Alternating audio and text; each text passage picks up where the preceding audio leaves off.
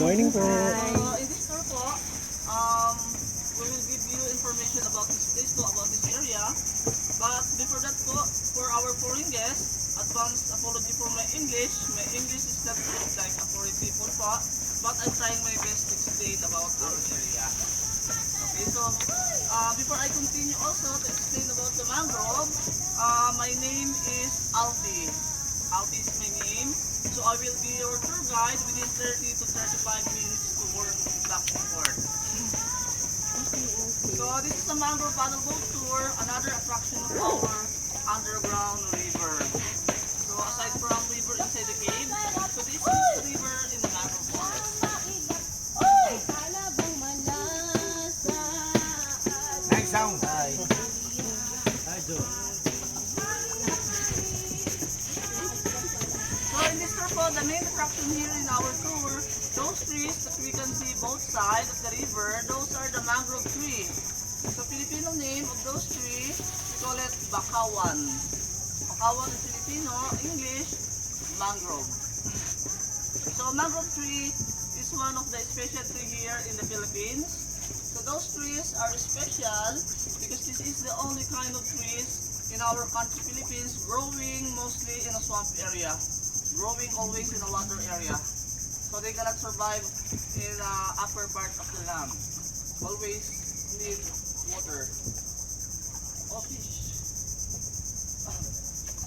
So this mangrove paddle boat tour we are including to the CBST and Puerto Princesa, community-based for sustainable tourism. So actually we organize our association so that we can help the government sustain to protect our nature, particularly the mangroves.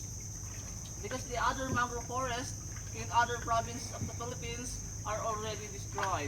That's why here in Palawan, the government will create a people's organization like us to help them to protect this mangrove. So this mangrove tour, we organized our association last December for year 2000. So almost 23 years operation this mangrove tour. So before we start the mangrove tour, we have also our partners organize this mangrove tour. Number 1 CI, Conservation International, PCC, Palawan Conservation Corps, the City Tourism Office, and also Management of Underground River. So they are our partners organize this mangrove tour. So if you have some camera, you can prepare already always your camera because here while on the tour, sometimes we can see a wild animals in this area. So sometimes we have monkey, we have snake, we have monitor lizard, and also different species of birds. Speaking about snake, at your left side po, we have snake.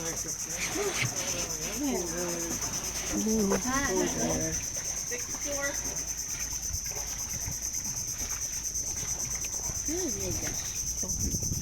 Ayaw ko tuwa.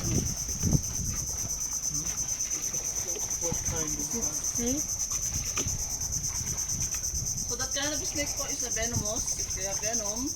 But don't worry po, they are nocturnal. They are always sleeping during the whole day. So they are active at night, during the night time. That's why here, our tour in this area po, we are open at 8:30 in the morning until 4 o'clock in the afternoon. Because starting 6 o'clock in the evening, they will start to go down to the water.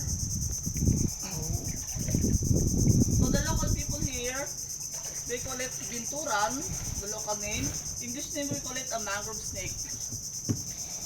So we call it mangrove snake because that is the common here in the mangrove area. So we can see that only here in the mangrove river. So we cannot see that in other states.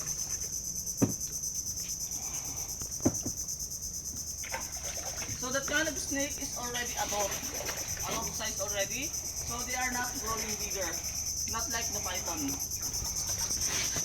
So actually here in the Philippines, in our country, the biggest snake that we have is python. So no anaconda in the Philippines, only python snake what we have in our place.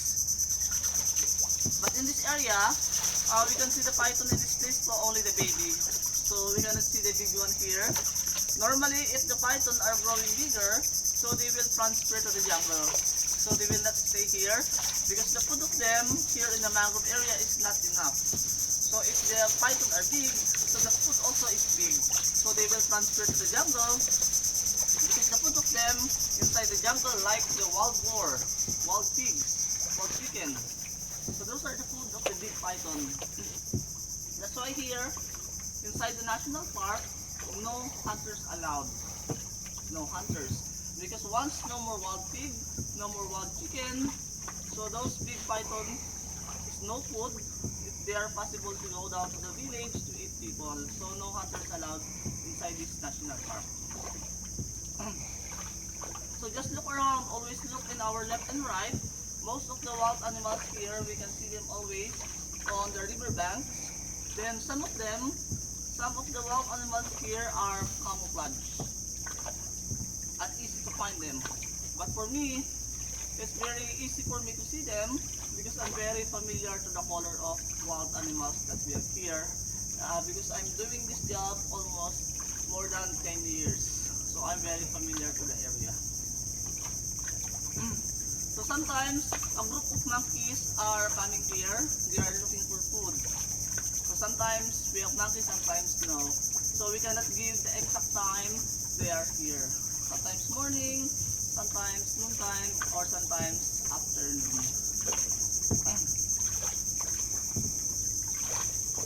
And this river also, Sir Ma'am, don't worry, no crocodile in this river. Yes, we assure you that there's no crocodile here because before we start this mangrove tour, we invite a crocodile hunters so they will survey this area. So according to the survey, this river is negative. It's because our river is too small, shallow, and then both sides of the river is full of roots. No space for them to make their nest or to live here. But there's another snake left side. There, oh, you know, another one. Look one. Same color. So we have already two snakes. So I'm trying to find another.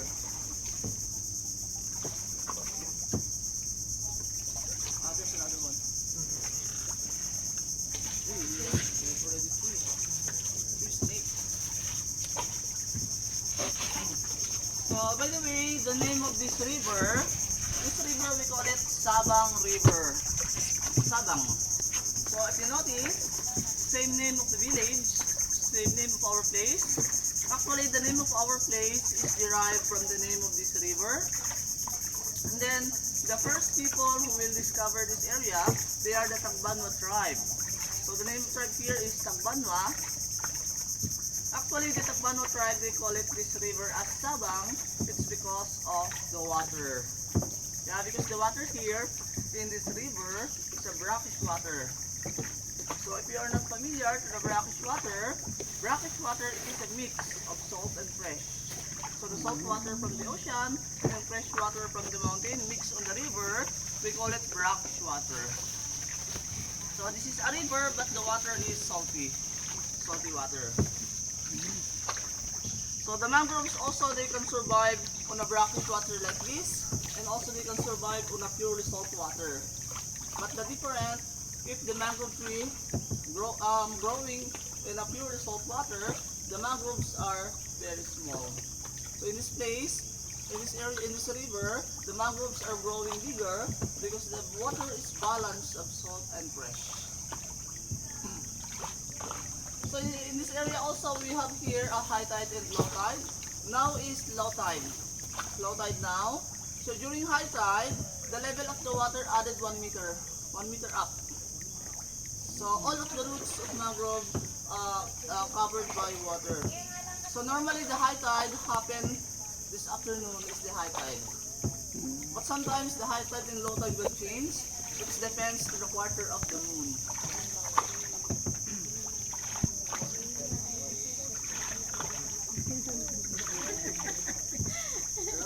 Hello. How many dugo kaya? How many? Yung nagamit ito niyo? Then in our left side area, look at those rocks. Those rocks are also limestone, similar to the limestone in underground river, the same. Because this place, this area po, we are already inside the national park. So the size of our national park is almost 22,202 hectares, including this mangrove forest. So this mangrove forest is the, another stick over there, up on the tree.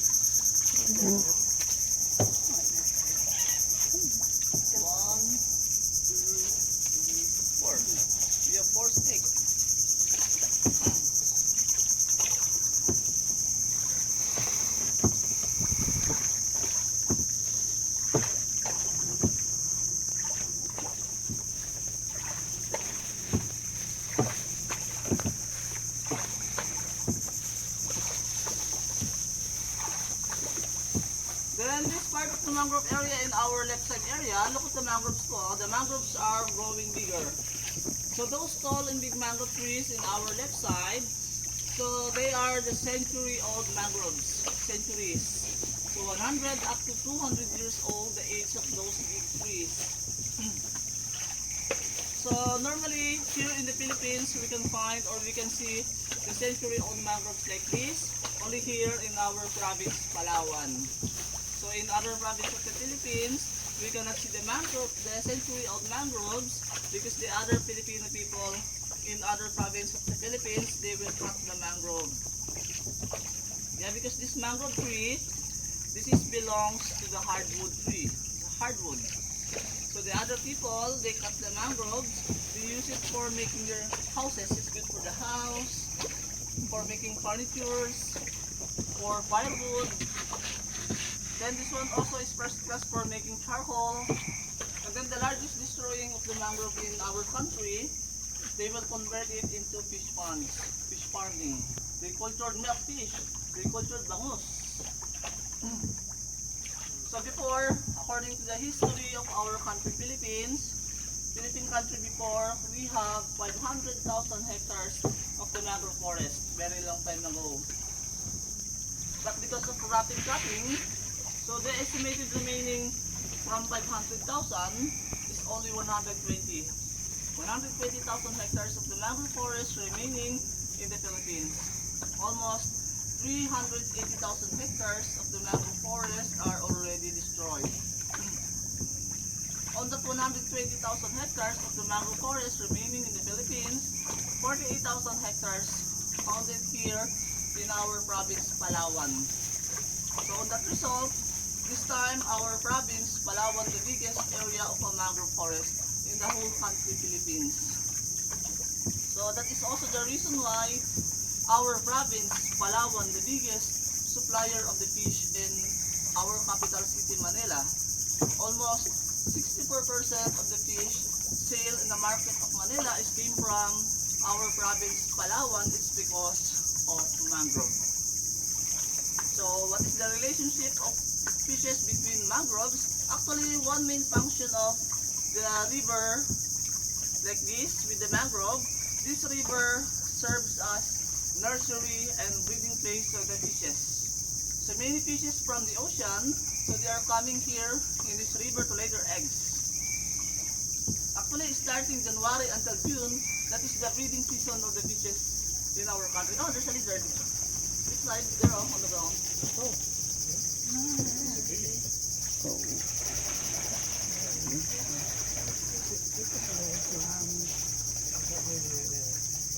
Monitor lizard. Filipino, we call it bayawak. Bayawak.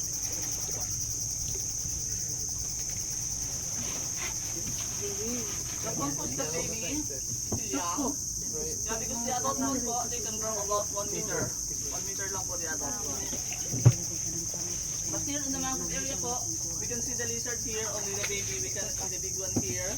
Normally po, if they are growing bigger, they will transfer to the jungle.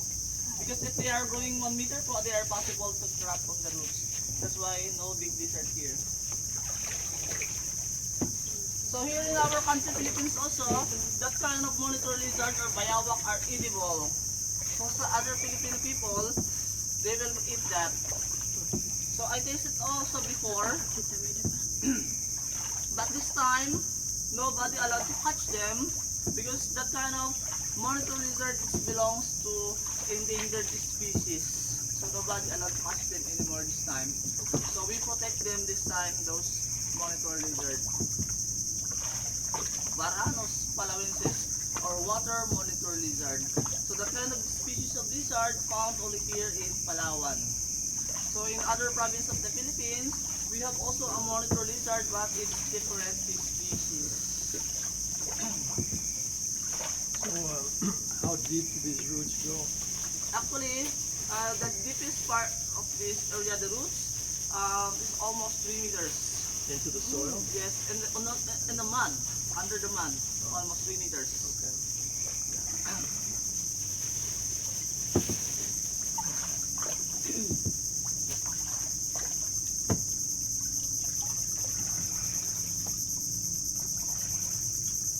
Ma'am sir, this is already our turning point. This is our turning area. So from the docking area outside until here, almost more than 1 kilometer. Actually, the river po is continuous.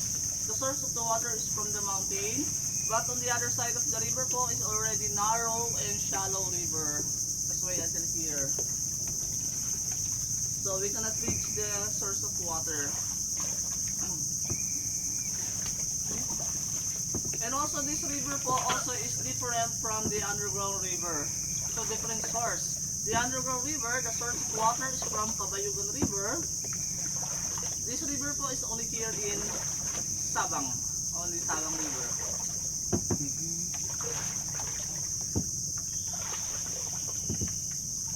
So in this river po, the common fish that we have in this river, like the bangus, number 1 bangus or fish. We have also mallets.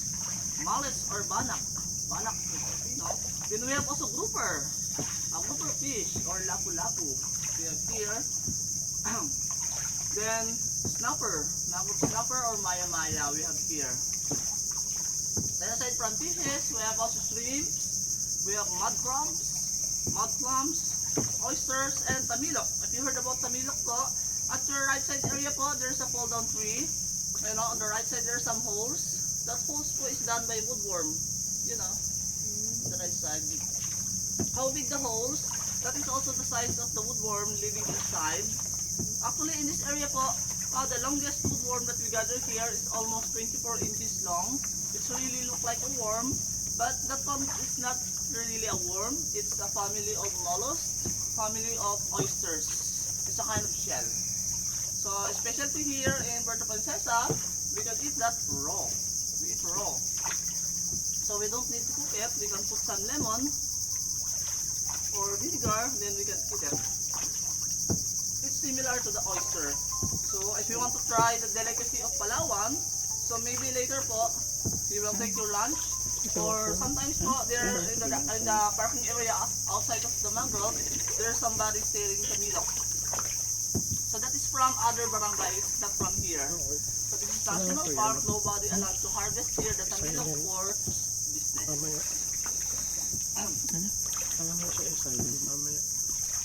Then in this part po, at the left side area, mainly fall down trees on the left side. So those fall down trees po is damaged by the typhoon.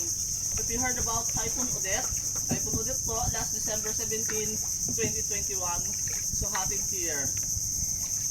Actually, first time in the history of our province Palawan, we are affected by the typhoon first time. So many fall down trees, many houses was destroyed, but no people will die. No people will die in this area because we are very protected by the nature, particularly the mangroves. So the mangroves will protect us from disaster. So that is one of the advantage if we have a forest and also the mangrove forest, so protection from all disasters coming. That's why our province, Palawan, we call it the last ecological frontier of the Philippines. So last paradise of the Philippines is Palawan. So actually, this kind of forest is one of the forests we have inside the national park. Actually, our underground river, we are chosen as one of the 7 wonders of the world or 7 wonders of nature, not only the river inside the cave. It's because of all things that we can find inside the national park. Because inside this national park, we have different kinds of forests, like this one. So this is a forest, mangrove forest. So the size of this mangrove forest, here in Sabang, this is 47 hectares. All mangrove. So this 47 hectares, during high tide, is full of water. Everywhere is water. So here in the Philippines po, in our country Philippines, we have 40 different species of mangrove. So many species of mangrove in our country.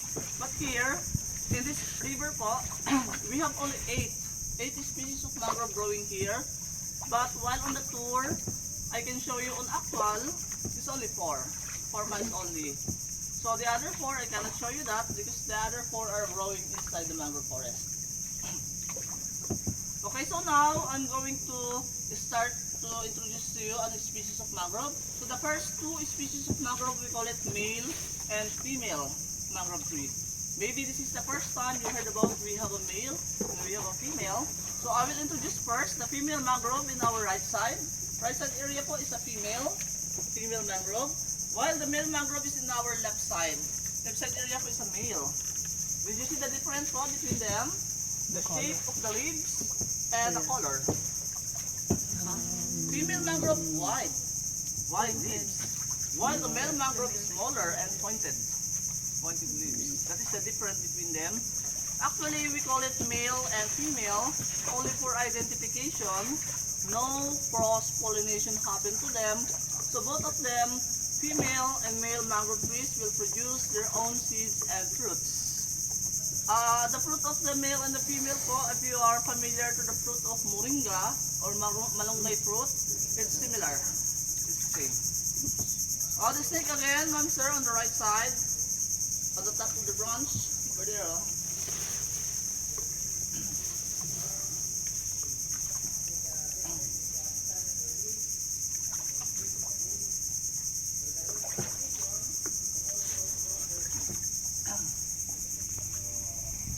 Then on our right side po, there is a bridge. So that bridge po, we call it boardwalk.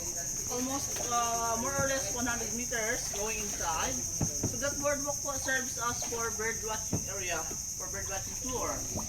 Yeah, but that kind of bird watching tour po is a special tour because the bird watching tour po we can do that at early in the morning. And also in your left side, look at the leaves of those trees. The leaves are small or narrow pointed leaves. So that is the male mangrove tree. Rhizopora apicularia. Then on your left side po, So this is the deepest part of the river po, under these rocks, of 10 feet during high tide, the deepest part of the river, 10 feet. So the other part of the river is only 5 to 7 feet, but that part is the deepest. Okay, so we have already the two types or the two species of mangrove, female and male mangrove. So this time po, I will introduce now another kinds or another species of mangrove. So this one po, the next species of mangrove po that I will introduce to you, we can distinguish po or identify through the color of the bark. Here po on our right side area po, look at the color of the tree, look at the bark. For the Filipino people po, look like guava. You know, look like guava. Ito, on the right side area, this one. That is another kind or another species of mangrove. We call it tabigi. Tabigi mangrove. Xylocarpus vernatum, the scientific name. And also the fruit of the kind of mangrove is different. It looks like pomelo. Then in our right side area po again, look at the long green leaves po. Leaves look like pineapple leaves. The one po we call it wild pandan. This one po is kind of pandan on the right side. So that kind of pandan po, we can use it for weaving. For weaving like sleeping mat, hut, bags, and basket. Not for cooking. Because here in the Philippines, in our country, we have another kind of pandan, the one we use it for cooking. Especially for us a Filipino, if we cook rice, we can put some leaves of pandan, have a good smell. That one po is different one. So we cannot use it for cooking.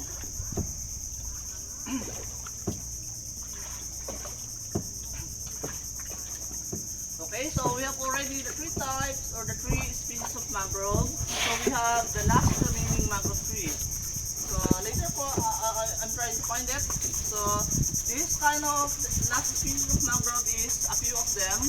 Few of this kind of species of mangrove. So wait po, later. So the next species of mangrove that I will introduce to you, we can distinguish po through the roots. The roots of this kind of mangrove tree is compact or close together. Not like the male and the female, there are many roots. But the last one is not so many roots. Okay, so we are approaching now the last species of mangrove po on the right side area po again. Look at the three mangrove trees po on the river banks. There, yeah, that is the last species of mangrove we have here. The name is busain. Busain mangrove tree, Bruguera, Gibnurisa, the scientific name. Then the other Filipino people, they will cut that kind of mangrove. So after they will cut it, they will remove the bark. Then the bark, they will turn it into powder. They will use it for dyeing the clothes, for coloring. So if you are familiar to the malong, sarong, or batik color, the color is from that kind of mangrove. So those are the 4 types or 4 species of mangrove: male, female, tadigi, and busain. So those are the 4 species of mangrove we have here on the riverbank.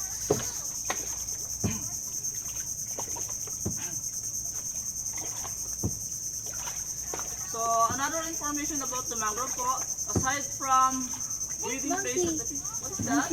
Monkey. There's a monkey. My relative is coming. Wait, naku atras ka. Gusto niyo po makita ang picture.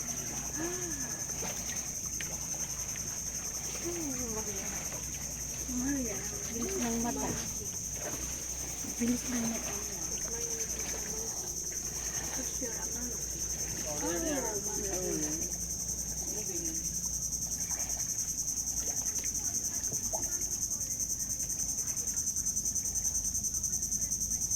So that is the only kind or the only species of monkeys we have in the Philippines po, in our country. The species of them po, we call it makak, long-tailed makak. So don't worry about monkey in this area po. The monkeys in this area po, not aggressive. If you heard about aggressive monkeys po, only in underground river. But in the mangrove area po, they are not aggressive in this place. Normally po, in this area, they are not aggressive because we don't feed them. Nobody allowed to feed them. In underground river po, the monkeys will become aggressive because many tourists going there before, they feed the monkeys in underground. That's why they are aggressive. So they are friendly here. So those monkeys po, they are coming here sometimes for 1 hour. After that po, they will find their food. After eating, they go back to the jungle. So if we see the monkey, we are very happy. Baby, we have mullet, millfish, red snapper, gopher fish, ocean fish, hello. There's a monkey. Dandan, I think it's hiding behind the tree.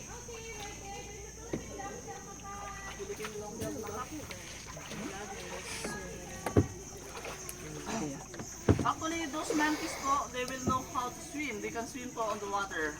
Yeah, they cross the river by swimming po sometimes. Yeah, this area they can swim on the top of the water, then they can dive under the water po. Those monkeys.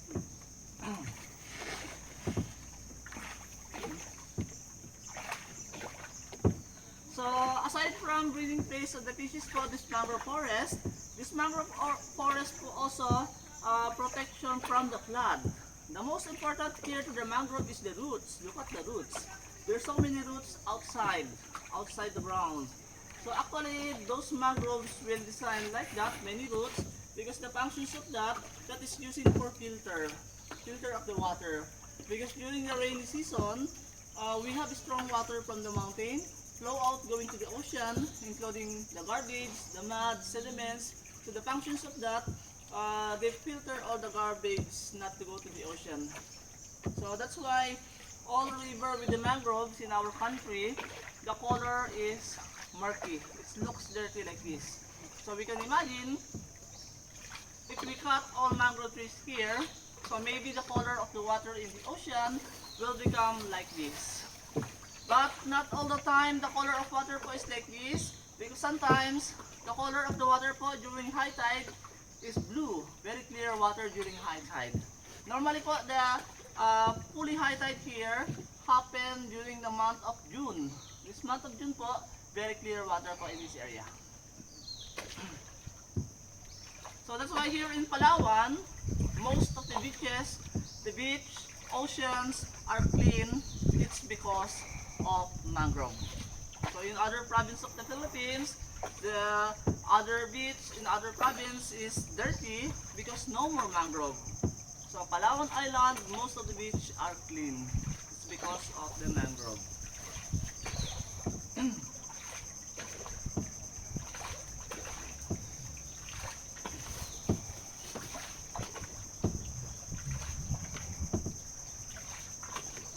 so we are going back now. Aside from giving information about the mangrove, so we are now in the last part of our activity. Now we have a mangrove song. So I'm going to sing our mangrove song. Actually, this kind of song is composed of our group, derived from the very, very old songs of the Filipino, like Parong-Parong Bukid or Butterfly in a Rice Field. So, but the message is about the mangrove. Alright, so I will start to sing. But before that, before I start to sing, listen to the message of the song, not to the voice of the singer. Because I'm singing only here in the mangrove. Okay, I will sing Filipino version.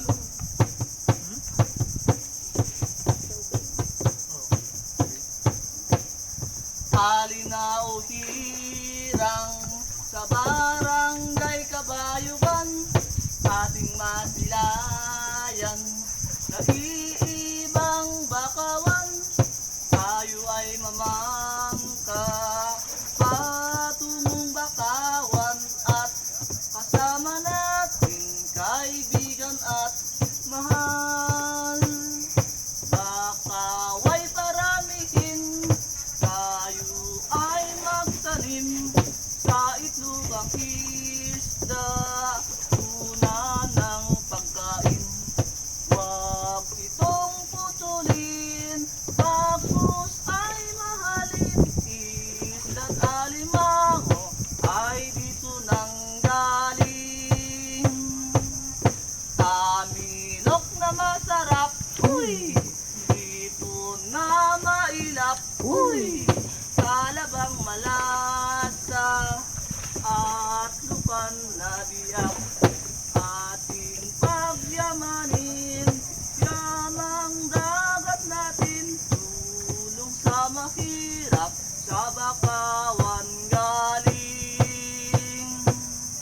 Maraming salamat kaibigan, tayo ay laging welcome sa bakawan. Sa susunod na taon, babalik naman.